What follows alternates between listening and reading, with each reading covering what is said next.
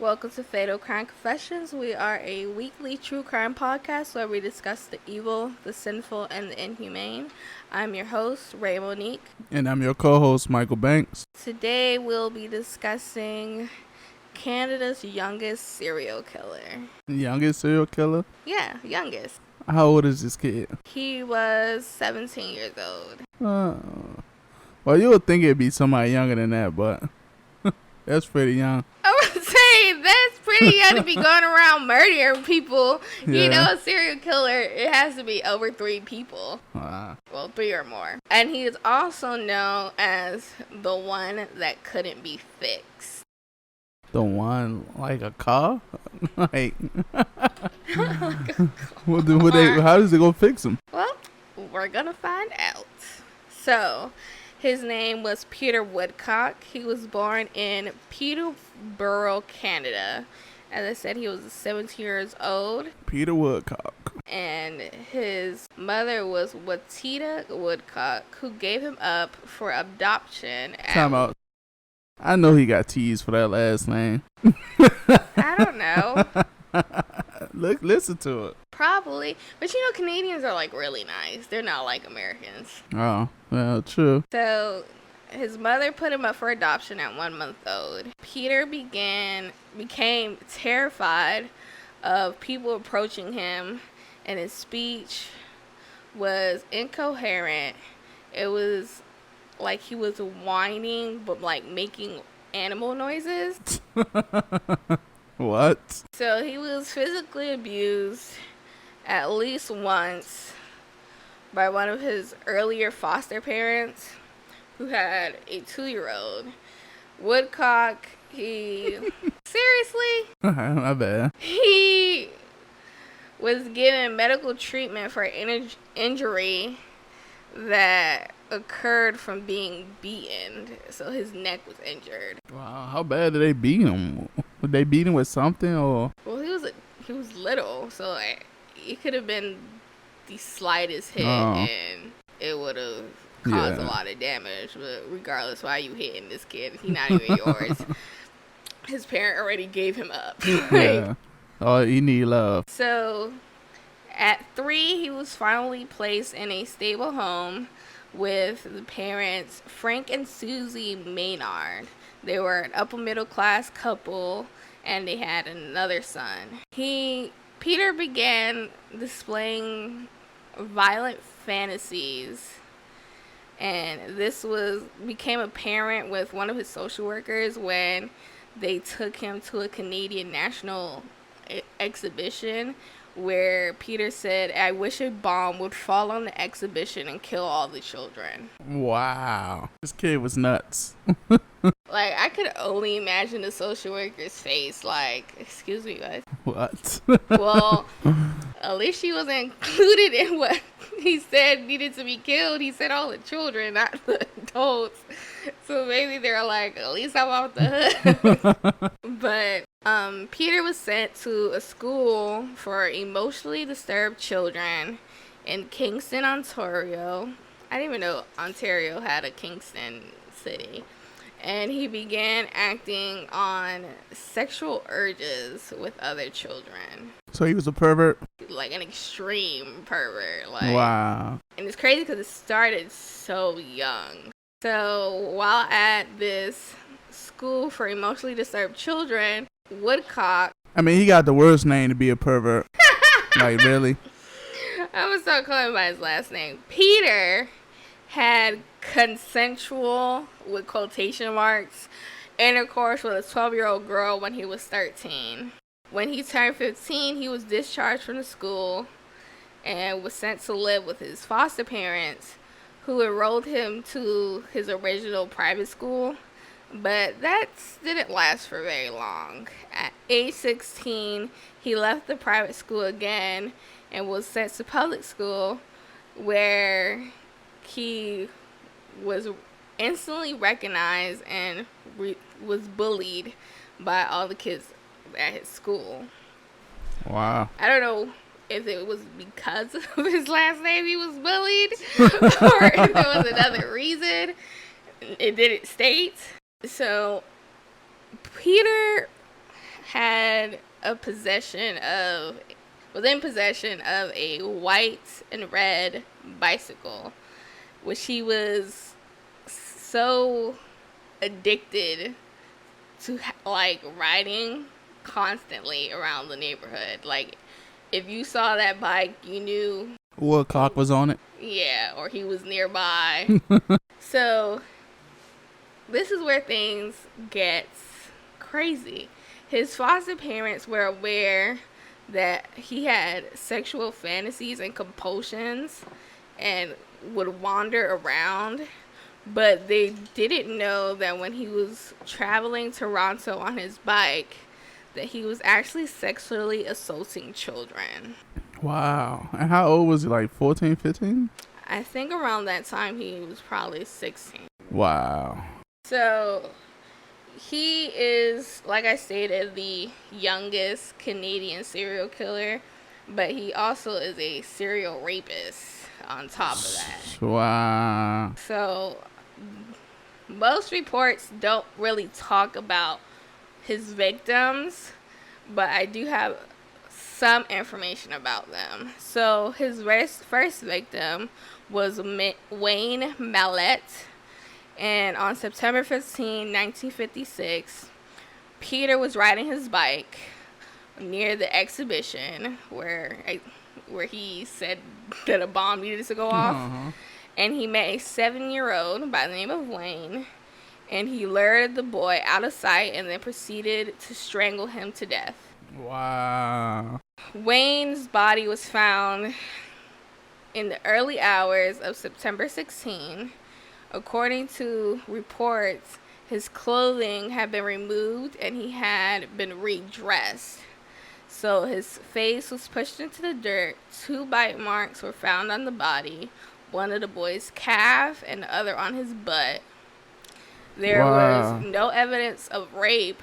However, pennies were found ritualistically scattered near the body, and someone had defecated next to his body. This kid is crazy. But first off, where was Wayne's parents? Well, he lured him. He probably was like, "Hey, you want some candy?"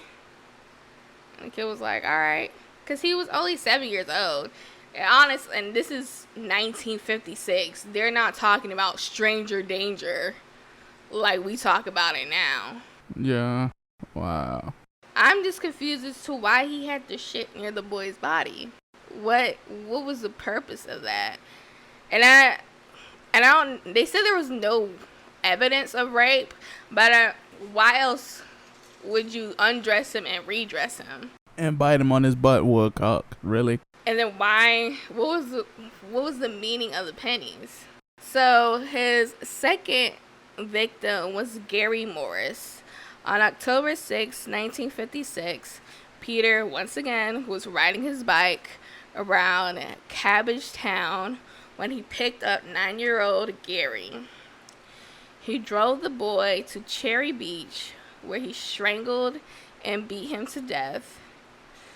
Later, the coroner realized that he died from a ruptured liver. So, to me, that sounds like he suffered. Morris's body was found with bite marks on his throat, and paper clips were ritualistically scattered near the corpse, and the clothing had been removed, and he was redressed. I really wish we knew what his reasoning was for scattering pennies and paper clips. And also, like, redressing them if you haven't raped them. I mean, like, what are you even getting out of it? But I probably feel like they just didn't know how to test for rape back then. Well, yeah, you're right. It was 1956, so. Yeah, I feel like they probably just didn't know how to test for it. His third victim was Carol Voice. So you notice how 2 of his victims were boys.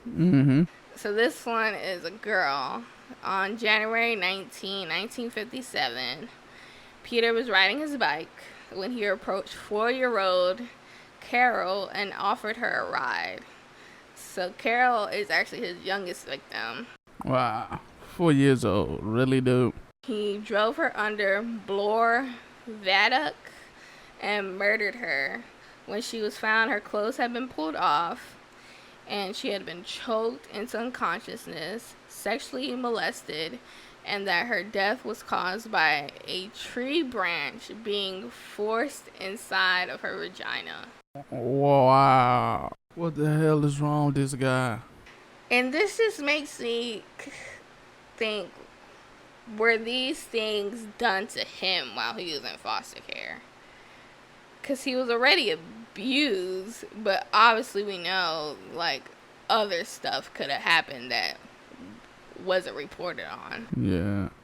He's sick either way. But is he sick because he's naturally sick, or is he sick because of lack of nurturing?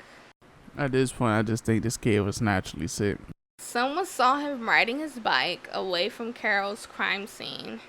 They were able to accurately sketch what he looked like, and they placed the sketch on the front page of Toronto Star, which led to his arrest on January 21st, 1957. So only 2 days after he killed Carol, he was caught. Good. He confessed to all 3 murders, and he said he feared that his mother would find out, and he didn't want the police to let her at him. What she was gonna do to him? Well, if he was my kid, I'm gonna kill him. You gonna kill him? Because you know better. Why would you go around sexually assaulting little kids or sexually assaulting people, period, and then murdering them? You know better. Yeah. Probably won't actually kill him, but I'm gonna put the fear of God in his life. Peter, unfortunately, was only charged for the murder of Carol.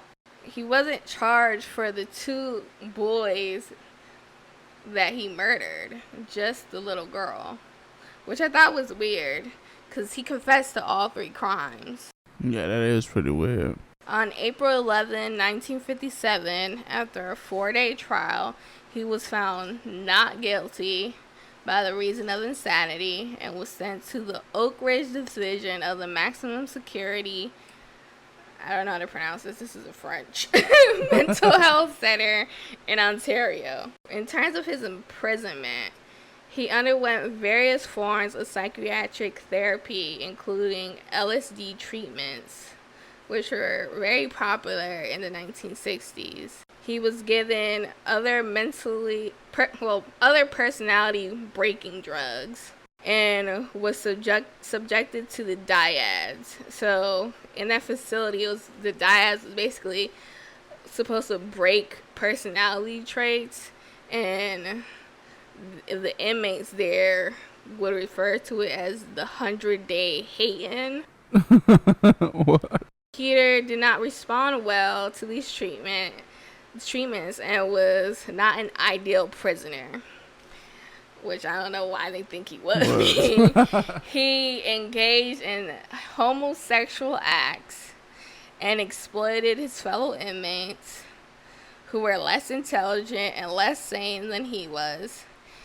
He formed an imaginary gang called the Brotherhood and convinced inmates to have contact with mythical groups on the outside, that in order to be initiated into the gang, they would have to perform oral sex on him and bring him gifts of cigarettes. So it's like jail was the perfect place for this kid.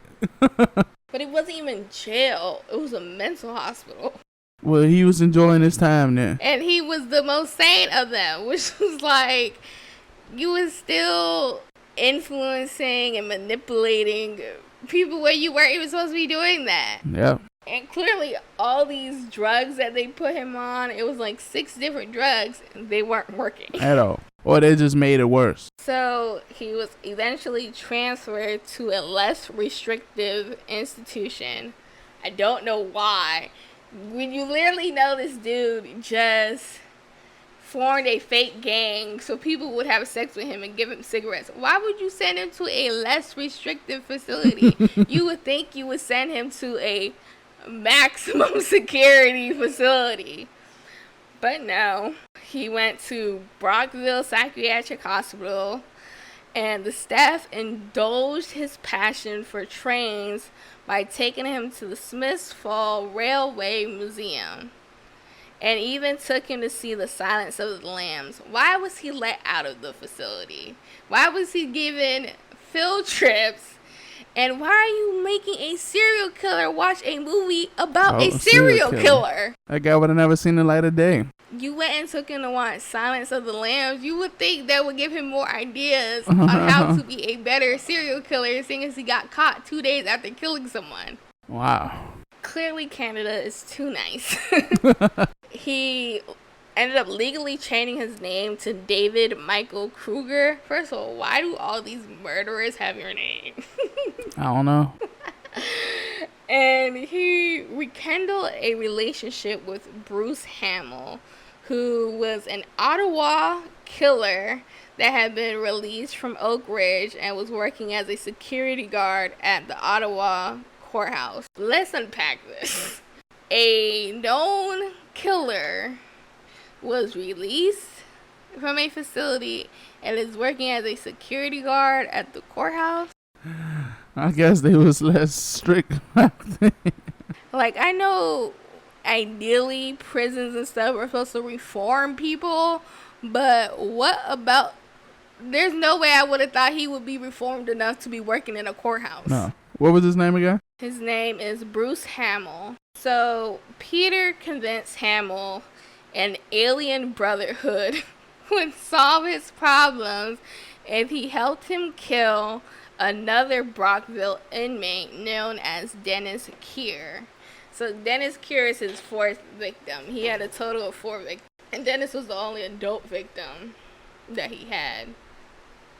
So on July 13, 1991, Bruce Hamill went to a hardware store, bought a plumber's wrench, a hatchet, knives, and a sleeping bag. First of all, the cashier wasn't suspicious at all. It was 91. I'm thinking you start to notice suspicious activities by then. A hatchet, knives, a wrench, and a sleeping bag. So to put the body in afterwards, like, all he was missing was the bleach. Yeah. So after he purchased these items, he went to Brockville Hospital and signed out Peter on his first publicly escorted day pass. Why does that exist? Why are there day passes allowed to serial killers? Yeah, like they too lenient. Like, that was the start of the problem. Why would you give a day pass to a serial killer? This man could have lived, but y'all want him going on field trips. I guess they thought he was behaving good since he got there. But they said he wasn't a model citizen, like a model inmate. He was getting sexual favors from people. Like, I just don't understand the logic. So during the first hour of his first weekend pass, unsupervised release in 34 years, he arranged to meet Dennis in the woods near Brockville, where Peter would loan Keir $500. First of all, he's another inmate. Where'd he get $500 from? I don't understand Canada's prison system whatsoever. Me neither. When Dennis Keir arrived as instructed, Peter struck him in the head with the pipe and continued to beat him into unconsciousness, mutilating his body, cutting it open, and nearly severing his head. Drenched in his blood, they then stripped themselves naked, sodomized the corpse, and then left the scene. And he walked to the police station about 2 miles away and turned himself in. Wow. So after killing this man for absolutely no reason, I guess he needed his fix. He had went too long without killing someone.